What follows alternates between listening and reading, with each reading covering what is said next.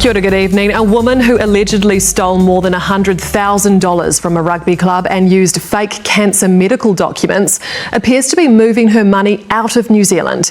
Nicola Flint left for the UK when her alleged fraud was uncovered, and Newshub can reveal she has now sold her Christchurch family home for far below its capital value.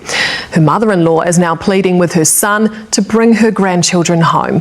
Juliet Speedy has this exclusive report. Nicola Flint's house sits on this leafy, desirable Christchurch street. Its latest rateable value is $930,000. Its worth estimated up to $1 million, but it sold swiftly without advertising. And documentation leaked to Newshub shows it sold for just $713,000. Flint allegedly stole more than $100,000 from Christchurch Football Club. She worked there and her young children played there. Breast Care has also confirmed fake documentation which alleged Flint had terminal cancer back in 2017. Newshub has spoken to a number of Flint's close friends who say they now see they've been constantly lied to. One close friend says that in 2018 Flint told her she was dying and showed her a sad and distressing letter allegedly from Christchurch Hospital to Flint's insurance company. The official letter explained Flint's diagnosis of cancer. It said she was on palliative care with 6 to 9 months left to live. It was for her insurance company to access terminal illness life insurance benefits, but that she didn't know if she received insurance payouts. Her distressed friend thought they would lose her by Christmas 2019. But here is recent footage of Flint in the UK, 6 years later. The Flints have also left their 2 dogs at a Canterbury kennel, Nicola telling the kennel they couldn't come back to New Zealand because she was having cancer surgery, and their son was in ICU in a UK hospital. The UK hospital she named has confirmed he never was. Flint's mother-in-law is appealing to her son to bring the grandchildren home. She told Newshub, "Your wife's manipulation, lies and deceptions are never-ending. The mother of your kids has and continues to use your own flesh and blood to allegedly commit fraud. Is it not enough that you have lost your business, your home and your dogs? I cannot sit back and let the lies of their mother hurt my innocent grandchildren. What harm is telling your kids their mum is dying of cancer caused? What harm has uprooting their lives caused?" Sources have told Newshub the Flint home sold late at night by Harcourts unadvertised for an immediate sale, and that it was offered well below RV for a quick settlement, and only 1 or 2 people were allowed through the property. They said it looked like the Flints had left in a hurry. Newshub has repeatedly requested comment from Nicola Flint. Police won't comment either, other than to say they're investigating. Juliet Speedy, Newshub. Tension in the Middle East appears to have eased despite Israel launching airstrikes against Iran. Iran played down the attack, saying it has no immediate plans to retaliate. ITV's John Irvine reports. Iranian state television says these pictures show 3 Israeli attack drones being shot down over Isfahan, 200 miles due south of the capital Tehran. They also claim this was the extent of the IDF's payback. It happened during the early hours, and nearby is a nuclear site in a mountain. The local journalist filming this said all is now quiet, and that while the anti-aircraft guns had been in action, there was no damage done. However, Israeli media is reporting that the retaliation was more extensive and involved jets like these F-35s firing long-range missiles at an Iranian airbase. Back in Tehran, the regime's downplaying of this morning's attack was predictably echoed by demonstrators who chanted "Down with Israel" as they took to the streets. What they did not call for was Iranian retaliation, which it seems has been ruled out. In his weekly address, the normally bellicose President Raisi didn't even refer to the attack, and Western leaders apparently share his reticence.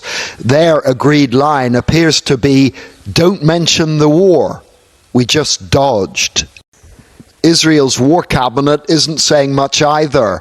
The closest thing to an admission of responsibility came in the form of this tweet from a Knesset member who wrote, "Good morning, dear people of Israel, a morning in which the head is held high with pride.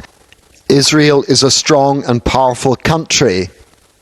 Israelis were never going to take the Iranian attack lying down, but by lowering the threat level here earlier this week and by giving the impression that nothing would happen until after the Passover holiday, Israel had hoped to surprise an Iran that had dropped its guard. A man is in a stable condition tonight after getting trapped down a 6-metre deep shaft at a central Auckland Free work software site. tools on sale The incident right now. happened at Watercare's Central Interceptor project. Lucy Thompson was there as the worker was pulled to safety. Emerging from behind the fence of this construction site, a worker is winched to safety by a crane, injured but alive. Ambulance have described his injuries as status 2, as life-threatening. Emergency services rushed to the address on Haverstock Road in Sandringham around 9 a.m. They were moving a metal I-beam underground with a crane, and somehow the patient has become pinned and crushed. It's understood fellow workers successfully lifted the beam off the man before help arrived. But 8 crews, including the specialist high-angle team, were needed for the technical rescue operation. And we have a lot of underground risks here in the city. We have the CRL under development as well, and we're doing a lot of work in that space. So the boys and girls have done an excellent job today. The $1.2 billion Central Interceptor tunnel runs for 13 kilometres between Western Springs and Mangere to reduce overflows in wet weather. Its construction is a joint venture between Council Authority Watercare and private firm Gala Abergaldi JV and is due for completion in mid-2026. WorkSafe has been notified of today's incident. Lucy Thompson, News Hub. Donald Trump's hush money trial is ready to get underway from Tuesday. The jury has been selected for the first ever criminal prosecution of a former US president. Trump faces 34 counts of falsifying business records to make hush money payments. CBS's Robert Costa has the latest. The full jury is now set in the unprecedented criminal trial of former President Donald Trump. The trial starts on Monday, which is long before a lot of people thought. The judge wants us to go as fast as possible. That's for his reasons, not for my reasons. The remaining 5 alternate jurors selected today complete the panel. They'll hear evidence and step in if any of the jurors drop out. The group of 7 men and 5 women weighing the evidence includes a teacher, an investment banker, and a corporate lawyer. The assigned 4-person is originally from Ireland. Emotions ran high, with some potential jurors complaining of anxiety. One saying today, "This is so much more stressful than I thought it was going to be," before being dismissed. It is indeed possible that we may see 1 or 2 jurors who come in on Monday and just say that they have reconsidered their position and they cannot serve. You're going to get a lot of pressure, and you're going to see what it feels like to be pressured by other people. Meanwhile, Trump has said he's willing to take the stand. Yeah, I would testify, absolutely. And today, in separate court proceedings, Trump and his attorneys were briefed about topics that prosecutors could raise if he were to testify, potentially including fraud, past sexual misconduct allegations, and alleged gag order violations.